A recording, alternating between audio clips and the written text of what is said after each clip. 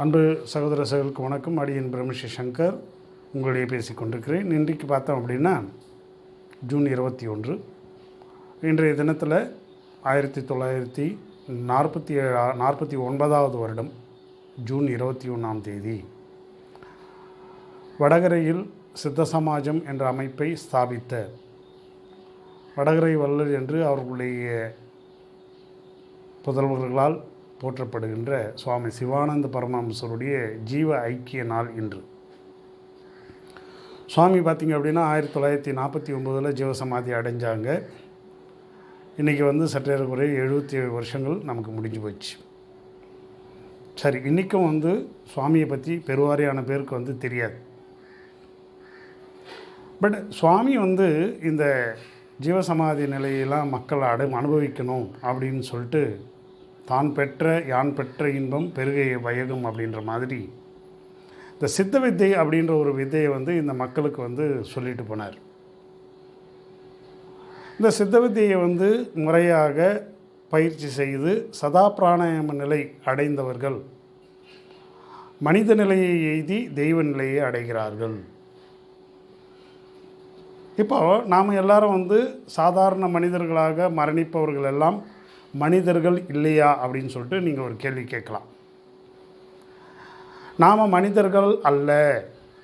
நம்முடைய உடம்பில் கிருமிகள் தான் நம்மளை ஆட்சி செய்து கொண்டிருக்கிறது. எப்போது நாம் பிராணாயாமம் என்கின்ற இந்த சித்த வித்தை சுத்த வித்தையை நாம் கை கொள்ளாமல் அந்த உடம்பிலே இருக்கின்ற கிருமிகளை அழிக்காமல் சாதாரண நிலையிலே வாழ்ந்து மரணிக்கும் பொழுது அந்த கிருமிகளே நம்மளை அழித்து விடுகிறது.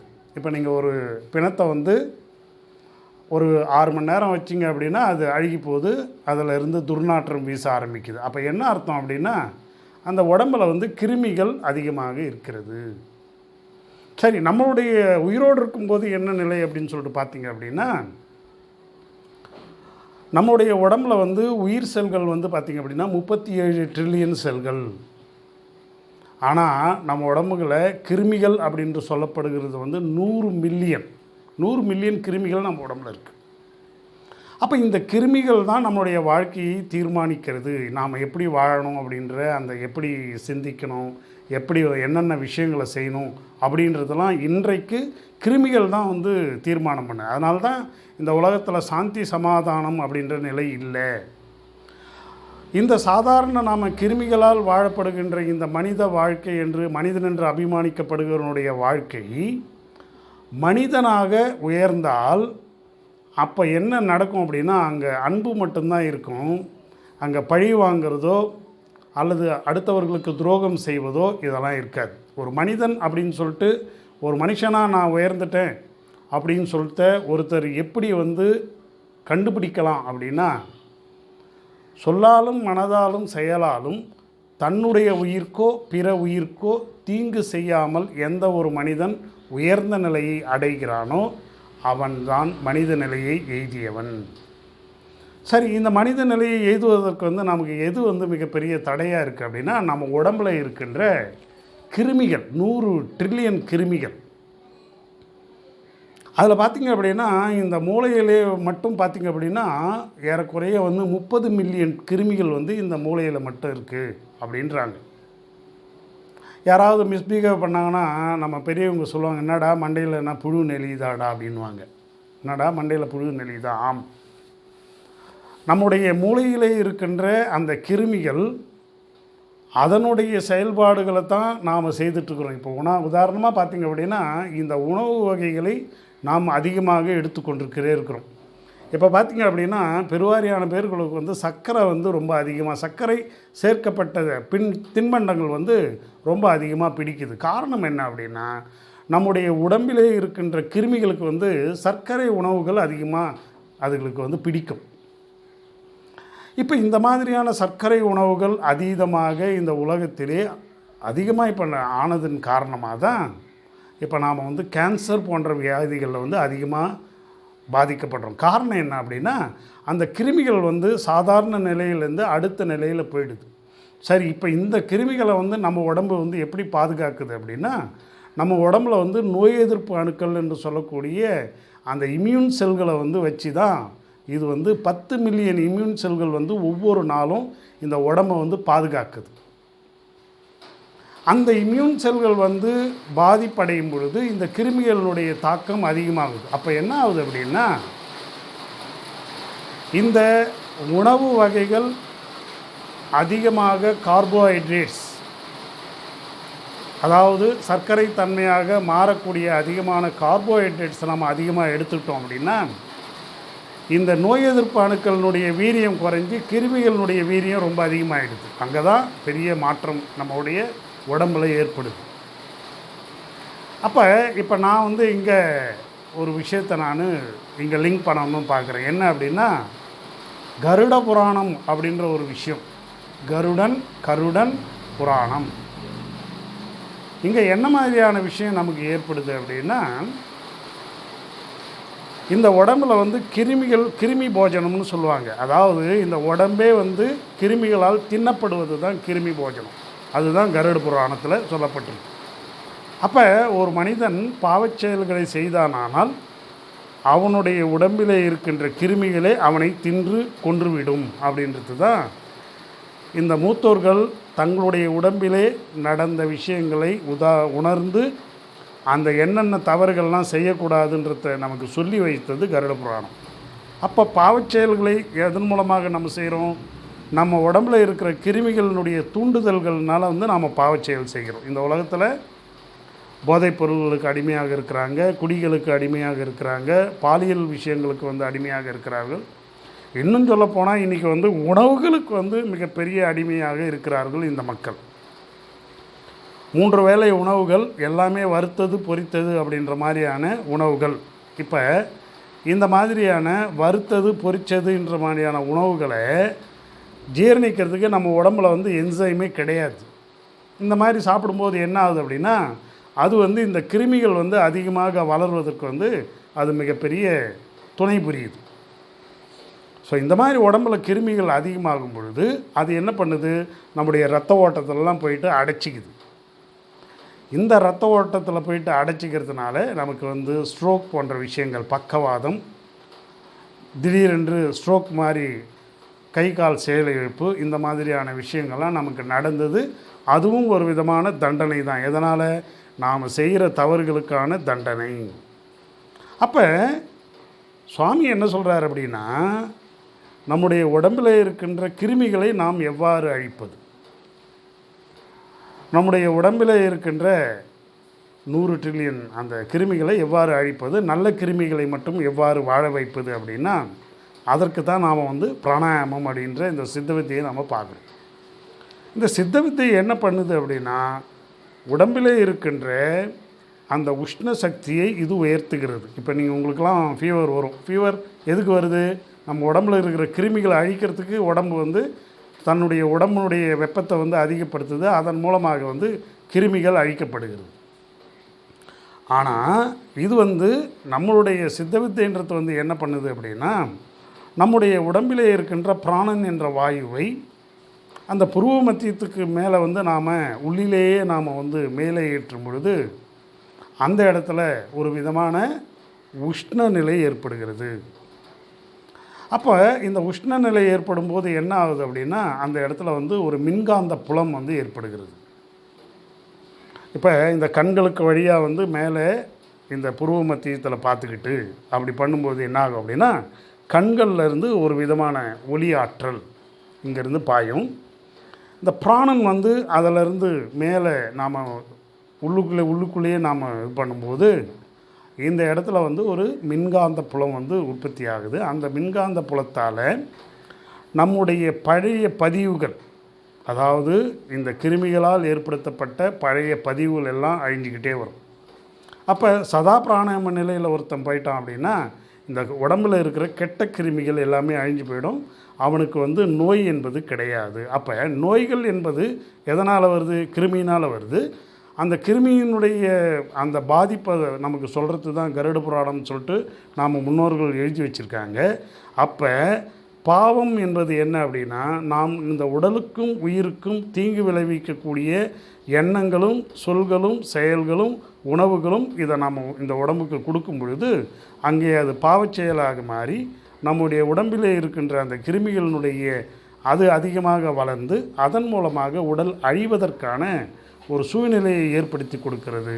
அப்போ நம்முடைய பாவச் செயல்கள் நம்மை அழிக்கின்றன. புறத்தில் ஏராளமான பாவச் செயல்கள் இன்றைக்கி நடக்கின்றன அப்படின்ற போது பார்த்திங்க அப்படின்னா, இன்றைக்கி போதைப் பொருட்கள் அதீதமாக இந்த மக்கள் எடுத்துக்கக்கூடிய ஒரு சூழ்நிலை. அதனால்தான் சொல்லாலும் மனதாலும் செயலாலும் யாதொரு தீங்கு தனக்கோ பிற உயிர்களுக்கோ கொடுக்கக்கூடாது. இப்போ நாம் ஒரு போதைப் பொருள் எடுத்துக்கிறோம் அப்படின்னா, அதை நம்ம என்ன பண்ணுறோம், நம்முடைய மூளையில் இருக்கிற அந்த செல்களை அழிக்கக்கூடிய அல்லது அதை செயலிழக்கக்கூடிய ஒரு விஷயத்தில், ஒரு உதாரணமாக ஒரு லிக்கர் எடுத்துக்கிறாங்க, சாராயத்தை எடுத்துக்கிறாங்க அப்படின்னா, அது என்ன பண்ணோம் அப்படின்னா அந்த மூளையில் இருக்கின்ற அந்த நல்ல செல்கள் செயலிழக்க செய்யும். அது டெம்பரரியாக அந்த சாராயம் போயிட்டதுக்கப்புறம் உடனே அது டெம்பரரியாக செயலிழக்க செய்யும். அப்போ இந்த மூளையில் இருக்கின்ற அந்த கெட்ட கிருமிகள் இவர்களை தீய இதில் செயலாற்ற சொல்லும். அதே போல் கஞ்சா போன்ற போதைப் பொருட்கள், கஞ்சாலாம் சாப்பிட்டாங்க அப்படின்னா ரொம்ப அப்படியே தன்னை மறந்த நிலையில் இருப்பாங்க. ஆனால் கஞ்சா போதைன்றது என்ன பண்ணும் அப்படின்னா, பிற உயிர்களை இந்த காம இச்சை போன்ற விஷயத்தில் அவர்களை அழிப்பதற்கான அந்த தூண்டுதலை நமக்கு ஏற்படுத்தும். அதில் நெறிமுறைப்படுத்தி ஒரு கட்டுப்பாடாக இருக்கிறவங்க பார்த்திங்க அப்படின்னா, அப்படியே ஏகாந்த நிலையில் நான் இருக்கிறேன்னு சொல்லிட்டு தன்னை மறந்த நிலையில் இருக்கிறேன்னு சொல்லிட்டு இருப்பாங்க. ஆனால் அது உண்மையிலே தன்னை மறந்த நிலையா அப்படின்னா இல்லை. அந்த கஞ்சா போதையின் மூலமாக தன்னுடைய மூளையை அப்படியே தூங்கச் செய்வது அப்படின்றது தான் அது என்ன ஆகும் அப்படின்னா, உடம்பு தூங்காமல் தூங்கிடும். இந்த மூளைக்கு உடம்பில் செரோட்டோனின் மெலட்டோனின் அப்படின்னு சொல்லக்கூடிய அந்த பொருட்கள்லாம் இயற்கையாக சுரக்க செய்து ஒரு தூக்க நிலையை அடைய செய்வதுன்றது பார்த்திங்க அப்படின்னா அது இயற்கை சுழற்சி. இதையே கஞ்சா போதையை வச்சு இந்த மூளைக்கு என்னென்ன நடக்குதுன்னே தெரியாமல் செரோட்டோனினும் சுரக்குமா அல்லது மெலட்டோனின் சுரக்குமா அப்படிலாம் எதுவுமே சுரக்க செய்யாமல் ஒரு தூக்க நிலையில் கொண்டு போகிறது தான் இந்த கஞ்சா போதை. இதுலேயும் வீரியமான கொக்கைன் போன்ற விஷயங்கள்லாம் இந்த மக்கள் எடுக்கும் பொழுது அவர்கள் அந்த உடம்பிலே இருக்கின்ற கிருமிகளுக்கு மிகப்பெரிய அளவில் அந்த உணவுகளை கொடுத்து அந்த கொக்கைன்லாம் போய் என்ன பண்ணோம் அப்படின்னா இவர்களுக்கு ஒரு வீரியத்தை ஏற்படுத்திடும். அதன் மூலமாக மிகப்பெரிய காம இச்சை போன்ற பாவச் செயல்களெல்லாம் இவங்க ஈடுபடுவாங்க. ஆக இந்த மாதிரியான ஒரு நிலையை நாம் தவிர்க்கணும் அப்படின்றதுக்கு தான் முன்னோர்கள் என்ன சொன்னாங்க, இந்த கருட புராணம், அதாவது உடம்பிலே இருக்கின்ற அந்த கிருமிகளுக்கு வளர்வதற்கும் அது ஐச்சாட்டியம் பண்ணுறதுக்கு நீ இடம் கொடுக்காத அப்படின்னு சொல்கிறதுக்கு தான் இந்த மாதிரியான புராணங்கள்லாம் நமக்கு எழுதி வச்சுட்டு போனாங்க. பட் இன்றைய நிலையில் இந்த மக்களுக்கு அது புரிந்து கொள்ள இயலாமல் இந்த மாதிரியான தப்பிதமான காரியங்களை செய்துவிட்டு அவர்களாக இல்லாமல் அவர்களுடைய உடம்பிலே இந்த 100 ட்ரில்லியன் கிருமிகள் மிகப்பெரிய ஐச்சாட்டம் பண்ணி அவர்களையும் அழித்து பிற உயிர்களையும் அழிக்கச் செய்கிறது. சில போதைப் பொருட்கள் பார்த்திங்க அப்படின்னா அடுத்தவர்களுக்கு அழிவை தரும், அவர்களுக்கு சுய உணர்வு இல்லாமல் போகச் செய்யும். ஸோ இதற்காகத்தான் அந்த மனிதர்கள் சொல்ல முடியுமா, மிருகத்தினும் கேடாக இருப்பாங்க. அப்போ மிருகத்தினும் கேடாக தன்னுடைய உணர்வு தன்னிடம் இல்லாமல் அவர்கள் பண்ணும்போது அவர்கள் மனிதன் என்று அவர்களை அழைப்பது கூடாது. அப்போ மனிதனென்று உயர வேண்டுமென்றால் இந்த உடம்பிலே இருக்கின்ற கிருமி கிடாதிகளுக்கு நாம் இடம் கொடுக்கக்கூடாது. அப்போ என்ன பண்ணணும் அப்படின்னா, நாம் அந்த நம்முடைய உடம்பு செல்களுக்கு நல்ல விதமான குளுக்கோஸ் தரக்கூடிய நல்ல ஃபைபர் உணவுப் பொருட்கள், நல்ல குளுக்கோஸ் உணவுப் பொருட்களை நாம் உடம்புக்கு கொடுக்கணும். அப்போ நல்ல அப்படின்னா எது நல்ல உணவுப் பொருட்கள் அப்படின்னா எதெல்லாம் ஃபெர்மெண்டேஷன் பண்ணி நாம் கொடுக்குறோமோ அவைகள் நல்ல பாக்டீரியாக்கள், நல்ல கிருமிகள் உற்பத்தி ஆவதற்கு இடம் கொடுக்கும். புரியுதுங்களா? அதுதான் உடம்புக்கு தேவையான உன்னதமான பொருள். அதுதான் நமக்கு பழைய சோறு போட்டு நமக்கு ஃபெர்மெண்டேஷன் பண்ணி காலையில் சாப்பிடும் பொழுது அவை வந்து நம்முடைய உடம்புக்கு வந்து நல்ல கட் ஃப்ளோரா வந்து நமக்கு ஏற்படுத்துது, கட் பயோம்ஸ் ஏற்படுத்துதுன்றதை நாம் சொல்லியிருக்கிறோம். லாக்டோபேசில்ஸ் அப்படின்ற மாதிரியான கட் பயோம்ஸ் வந்து நல்லபடியாக சுரக்கும். அதே போல் இன்றைக்கி பார்த்திங்க அப்படின்னா சோயாபீன்ஸ் அப்படின்னு இருக்காங்க, அதை வந்து ஜப்பானியர்கள் அவங்க அதை வந்து ஃபெர்மெண்டேஷன் பண்ணி அதை வந்து சாப்பிட்றாங்க. அதுக்கு பேர் வந்து நேட்டோகினேஸ்னு சொல்கிறாங்க. அப்போது உலகளாவிய அளவில் மக்கள் வந்து நல்ல விதமான எண்ணங்களோட நல்ல விதமான சிந்தனையோட நல்ல வாழுறாங்க அப்படின்னா அவர்கள் வந்து அவர்களுடைய உணவு பழக்க வழக்கத்தில் வந்து உத்தமமாகவும் அதே நேரத்தில் இறைநிலை உணர்வை தேடக்கூடியவர்களாகவும் அவர்கள் இருப்பதன் காரணமாகத்தான் இந்த ஒரு நல்ல நிலையை அவர்கள் அடைய முடியுது. அதன் மூலமாக அவர்கள் மனிதனாக உயர்கிறார்கள். அதன் மூலமாக உடம்பிலே அன்பு என்ற ஒரு நிலையை அவர்கள் உணர்கிறார்கள். இந்த அன்பு நிலையில் தன்னைத்தான் காக்கும் பொழுது, இந்த சித்த வித்தை போன்ற உடம்பை நாம் காக்கும் பொழுது அங்கே வந்து நமக்கு வியாதி இல்லாமல் வருது. இது மட்டும் செய்யலை. இந்த சித்த வித்தை உடம்பில் இருக்கின்ற அந்த மின்காந்த ஆற்றலை வந்து கொண்டு இந்த செல்களில் இருக்கிற ஒவ்வொரு செல்கள்லையும் இருக்கின்ற அந்த மைட்டோகாண்ட்ரியல் ஆக்டிவிட்டின்னு சொல்கிறத வைத்து இந்த உடம்பு வந்து தனக்குத்தானே தன்னுடைய அந்த சக்தியை பராமரிக்கக்கூடிய விதமான உணவுப் பொருளை அது தயாரிக்கிறது. அந்த மாதிரியான ஒரு உணவுப் பொருளை அது தயாரிக்கும் பொழுது, அதாவது சுத்த தேகத்தில் தான் அதெல்லாம் நடக்கும்.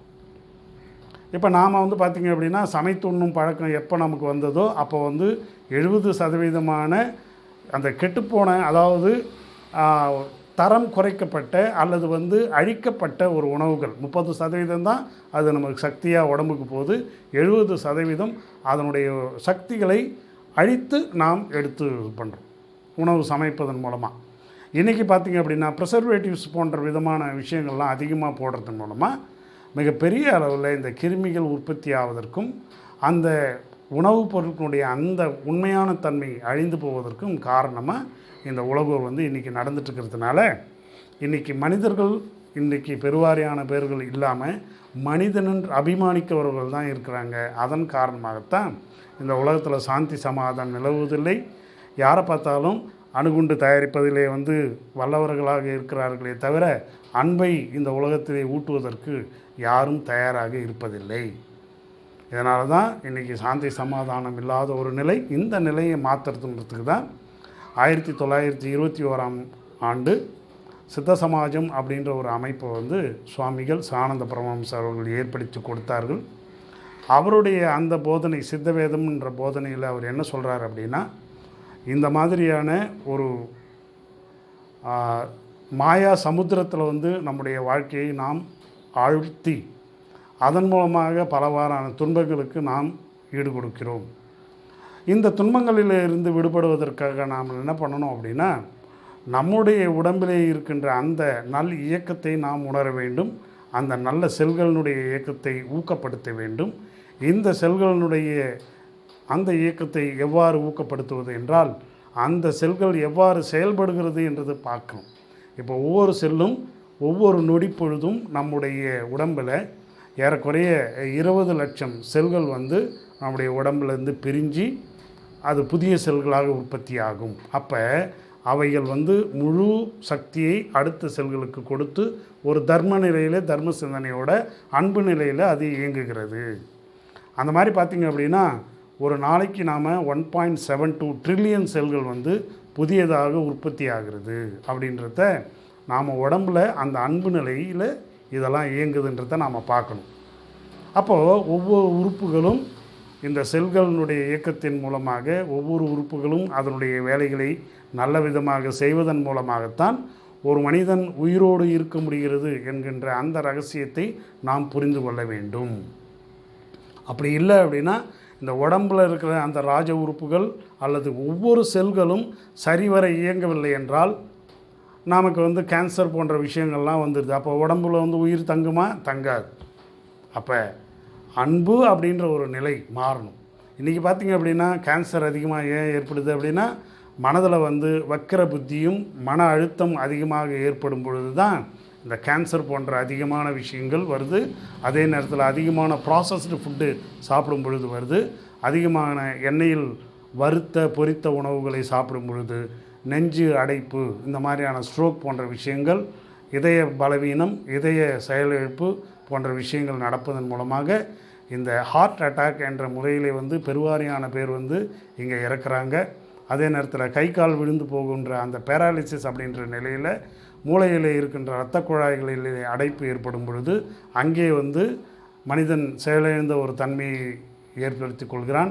அதே போல் நம்முடைய கால்களில் டீப் வெயின் த்ராம்போசிஸ் என்று சொல்லக்கூடிய அந்த தமனிகளில் பார்த்திங்க அப்படின்னா, அந்த இரத்த குழாய்களில் பார்த்திங்க அப்படின்னா, நம்ம அதீதமான ப்ராசஸ் ஃபுட்டு சாப்பிடும் பொழுது அந்த கொழுப்புகள், கெட்ட கொழுப்புகள் நம்முடைய அந்த இரத்த குழாய்களை அடைப்பு ஏற்பட்டு அவை அங்கங்கே கட்டிக்கிட்டு த்ரோம்பாசிஸ்னு சொல்லுவாங்க, ஒன்றாக கூடி ஒரு சின்ன கட்டி மாதிரி ஃபார்ம் ஆகி நம்ம ஒவ்வொரு செல்களுக்கும் போகக்கூடிய, ஒவ்வொரு உறுப்புகளுக்கும் போகக்கூடிய அந்த இரத்த குழாயை அது அடைத்து விடுகின்றது.